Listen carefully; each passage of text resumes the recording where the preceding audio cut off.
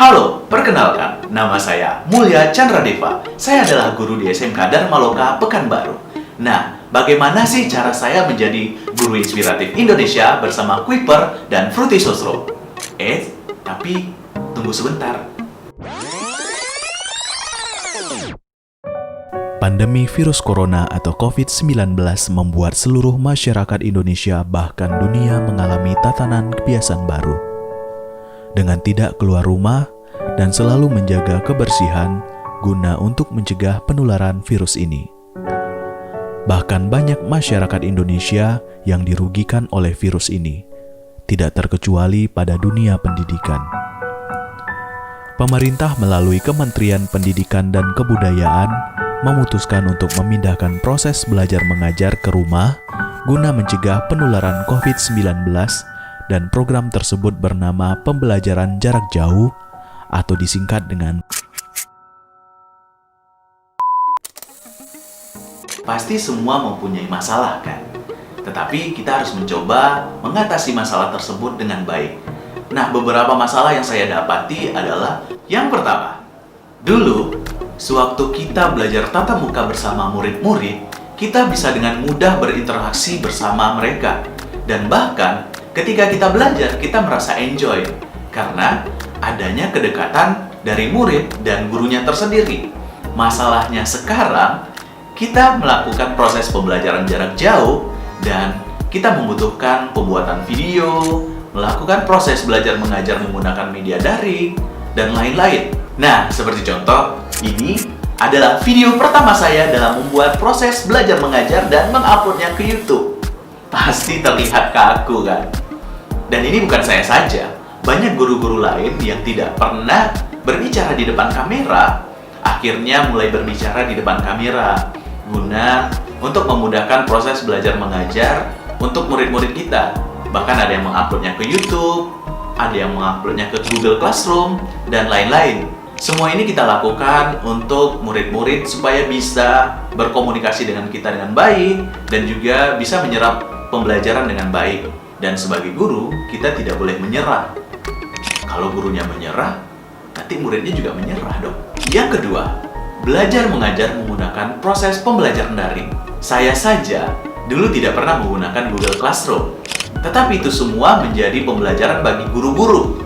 Karena guru-guru juga harus bisa mengoperasikan berbagai macam aplikasi Google Classroom, aplikasi media daring lainnya, dan tidak hanya tentang media chat saja. Nah, ini menjadi masalah besar bagi kita sebagai guru.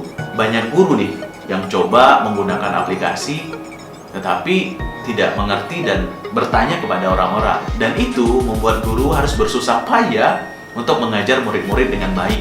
Nah, saya juga seperti itu dulu. Yang ketiga, saya sebagai guru multimedia seharusnya mempraktekkan bagaimana cara mengoperasikan kamera, cara mengoperasikan aplikasi editing, dan itu susah kalau tidak dalam praktek. Itu membuat saya bingung dalam melakukan proses pembelajaran.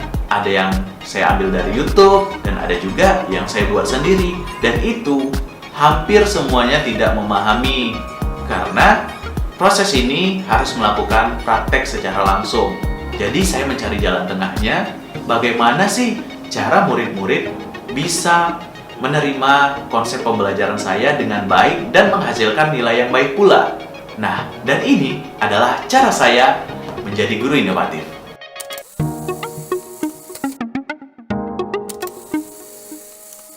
Cara inovatif yang pertama adalah saya membuat video pembelajaran dan menguploadnya ke YouTube. Karena jaringan kita sama-sama tidak stabil.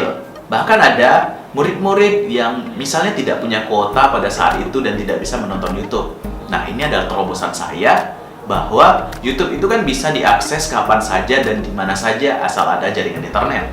Pernah kejadian, dulu saya pernah membuat video pembelajaran dengan durasi lebih dari 7 menit dan hanya kurang dari 10 orang yang menonton. Karena apa? Karena video panjang itu akan membuat murid-murid menjadi bosan sendiri, melihat lama, tetapi mereka tidak memahami apa dari materi yang kita sampaikan. Saya membuat video 5 menit, padat dan jelas, bahkan yang menontonnya ada 86. Karena mereka lebih suka menonton video yang singkat, jelas, dan padat. Nah, kemarin saya juga bertanya kepada murid-murid, bagaimana sih video saya buat di YouTube? Mereka tertarik dengan 5 menitnya. Karena singkat, padat, dan jelas, dan mereka juga bisa mengulang-ulang lagi.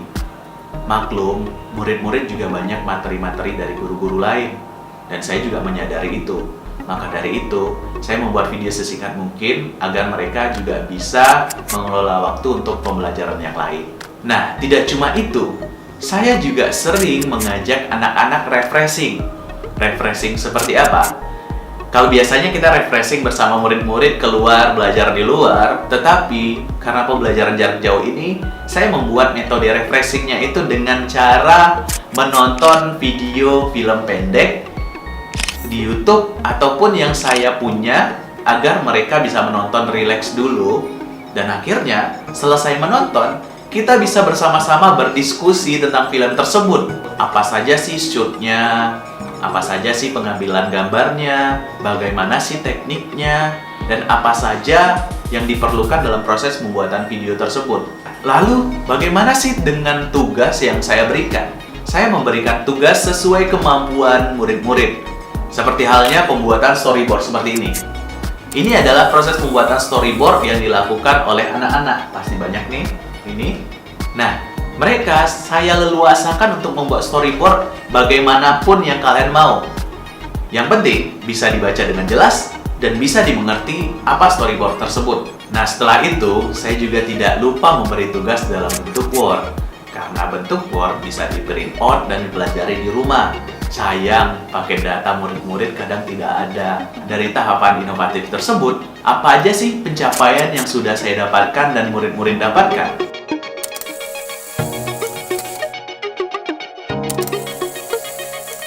Yang pertama, nilai-nilai murid-murid menjadi lebih baik lagi. Karena proses belajar dan mengajar yang saya gunakan itu membuat mereka nyaman dan mereka tidak bosan.